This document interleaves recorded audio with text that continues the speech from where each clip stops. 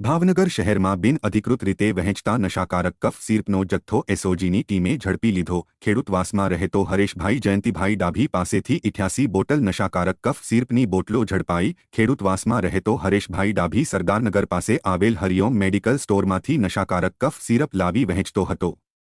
Hareshbhai 88 bottle નશાકારક કફ syrup સાથે મળી આવતા કુલ ₹13,000 ઉપરાંતનો મુદ્દામાલ કબજે કરવામાં આવ્યો। એસઓજીની ટીમે હરિઓમ મેડિકલ સ્ટોરના માલિક ધર્મેશભાઈ નંદલાલ કફ સિરપ વહેંચતા હોય જેથી બંને શખ્સો સામે ઘોઘારોડ પોલીસ મથકમાં ગુનો નોંધાવ્યો હતો।